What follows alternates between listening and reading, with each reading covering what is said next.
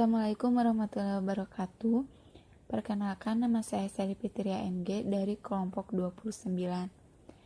Di sini saya akan memaparkan sedikit tentang program kreativitas mahasiswa menuntut mahasiswa kreatif, inovatif, dan aktif. Aliran usulan PKM ini harus mempunyai niat, program, jadi harus ada dosen pendampingnya, draft usulan unggah. Yang pertama ada PKMK. PKMK ini bertujuan untuk menumbuhkan pemahaman dan keterampilan mahasiswa dalam menghasilkan komoditas unik serta merintis kewirausahaan yang berprioritas pada profit. Yang kedua ada PKMM. PKMM ini bertujuan untuk menumbuhkan empati dan respon mahasiswa atas persoalan yang dihadapi oleh masyarakat yang tidak berorientasi pada profit. PKMT ini merupakan respon persoalan prioritas yang disampaikan calon mitra, mewajibkan adanya surat pernyataan kesediaan bekerja sama antar penyusul dan calon mitra. PKMT atau PKML. PKMT ini mitra profit, sedangkan PKMM ini mitra non-profit.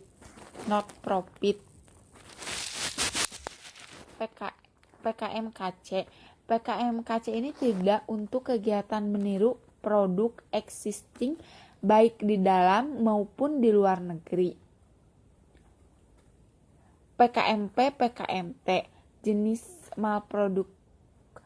PKMP ini data analis dan model, sedangkan PKMT produk generik dan khas mitra. Produk PKMKC, PKMGFK, gagasan struktur konstruktif, yaitu seperti membuat YouTube channel, isu nasional, korupsi, NKRI, narkoba, bencana alam, bahasa daerah. PKMP ini mengungkap fakta secara ilmiah, fokus pada penelitian terapan aplikatif sesuai dengan misinya yang lebih mengutamakan manfaat bagi masyarakat, tetapi membuka juga peluang riset dasar. Baik, terima kasih. Mohon maaf bila ada salah kata. Assalamualaikum warahmatullahi wabarakatuh. Perkenalkan, saya Rena Trinur Hikmah dari jurusan Kesehatan Masyarakat Angkatan 2019. Di sini, saya akan mereview kembali materi P2K mengenai Monef proposal. Sebelumnya, bagaimana sih atau apa aja sih aliran usulan PKM? Nah, aliran usulan PKM dibagi menjadi 4. Yang pertama niat, yang kedua program, yang ketiga draft usulan, dan yang keempat usulan. Kemudian dijelaskan juga mengenai Road to Pimnas 1 atau jalan menuju Pimnas 1.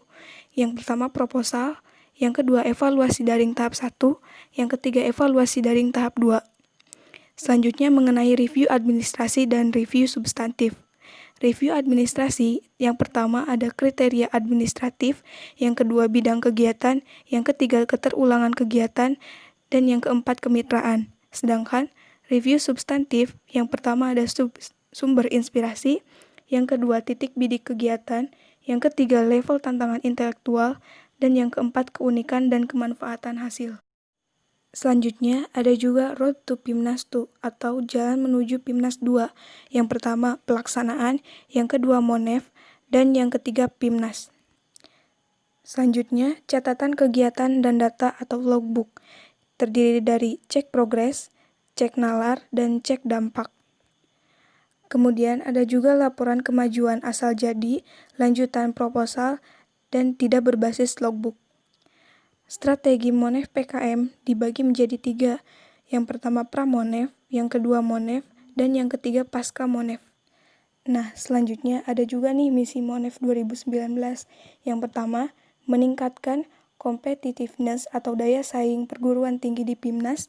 Yang kedua, menyadarkan wawasan dan level akademik tim PKM. Yang ketiga, menyalakan kerinduan akan tantangan intelektual. Adapun susunan laporan kemajuan terdiri dari halaman sampul, halaman pengesahan, ringkasan, daftar isi, bab 1 pendahuluan, bab 2 target luaran, bab 3 metode, bab 4 hasil yang dicapai, bab 5 potensi hasil, bab 6 rencana tahapan berikutnya. Kemudian langkah-langkah laporan kemajuan. Yang pertama, kecocokan titik bidik kegiatan. Yang kedua, metode atau solusi. Yang ketiga, konsistensi level tantangan intelektual. Yang keempat, luaran. Yang kelima, progres pekerjaan. Yang keenam, keunikan dan kemanfaatan produk. Nah, yang terakhir ada pasca Monef dibagi menjadi 4. Yang pertama, penyusunan laporan akhir. Yang kedua, penyusunan artikel ilmiah. Yang ketiga, tayangan materi PIMNAS. Yang keempat, pembuatan poster. Assalamualaikum warahmatullahi wabarakatuh. Perkenalkan, saya Fauzia Yulia Rahma dari jurusan Kesehatan Masyarakat kelompok 29. Nah, di sini saya ingin mereview kembali tentang materi pengembangan leadership dan entrepreneur. Nah, apa sih kepemimpinan? Kepemimpinan itu merupakan sebuah kemampuan mempengaruhi kelompok untuk menuju tercapainya suatu tujuan. Nah, teori kepemimpinan awal itu apa sih? Itu tuh berfokus pada pemimpin atau teori karakteristik dan cara pemimpin berinteraksi dengan anggota kelompoknya. Lalu ada pendekatan kepemimpinan model terkini. Yang pertama yaitu kepemimpinan transformasial dan transaksional. Transformasial itu merupakan yang memberi inspirasi untuk bertindak melebihi kepentingan pribadinya sendiri. Sedangkan kalau transaksional yaitu pemimpin yang membimbing pengikutnya menuju sasaran yang sudah ditetapkan. Lanjut lagi, poin kedua, kepemimpinan karismatis visioner. Nah, karismatis itu di sini tuh pemimpinnya antusias, sehingga dan percaya diri yang kepribadian dan tindakannya mempengaruhi orang lain. Sedangkan kalau yang visioner yang mampu melampaui karisma sehingga mampu menciptakan dan menyatakan visi yang realistis dan dapat dipercaya. Nah, selanjutnya kepemimpinan tim. Di sini terdapat 4 poin, yaitu pemimpin tim adalah penghubung dengan pihak luar. Sedangkan poin yang kedua, pemimpin tim adalah penyelesai masalah. Poin ketiga, pemimpin tim adalah manajer konflik. Yang poin keempat terakhir, pemimpin tim adalah pembina. Lalu ada pula teori karakteristik dan teori perilaku. Nah, ada pula karakteristik wirausaha. Di sini ada beberapa poin. Yang pertama yaitu visioner dan percaya diri. Harus percaya diri sebagai wirausaha. Kemudian yang kedua, harus kompeten. Yang ketiga, senang bergaul dan selalu antusias. Yang keempat, integritas. Dan yang kelima, bahagia dan berlimpah. Lalu berpikir kreatif dalam berwirausaha. Banyak dari kita yang berpikiran bahwa berpikir kreatif itu tuh pasti hubungannya sama orang-orang yang sudah berjiwa seni dalam dirinya, tapi nyatanya tuh tidak. Karena kreatif itu merupakan kemampuan otak untuk menciptakan suatu hal baru. Itu dapat dilakukan oleh semua orang, tidak hanya untuk orang yang berjiwa seni saja. Jadi semua orang mampu berpikir kreatif. Lalu sutradara dan aktor. Sutradara dan aktor itu sama dengan kita sendiri. Kita merupakan sutradara untuk kehidupan kita sendiri. Jadi untuk masa depan kita yang sukses itu tergantung dari kita yang sendiri menyutradarainya dengan baik dan benar atau tidak. Lalu manajemen waktu. Manajemen waktu merupakan perencanaan dan kontrol atas aktivitas yang dilakukan untuk meningkatkan efektivitas. Gimana sih caranya? Caranya tuh banyak. Untuk pemula, seperti saya mungkin pemula, itu harus membuat list prioritas. Jadi kita harus tahu nih, kegiatan mana saja yang menjadi prioritas kita.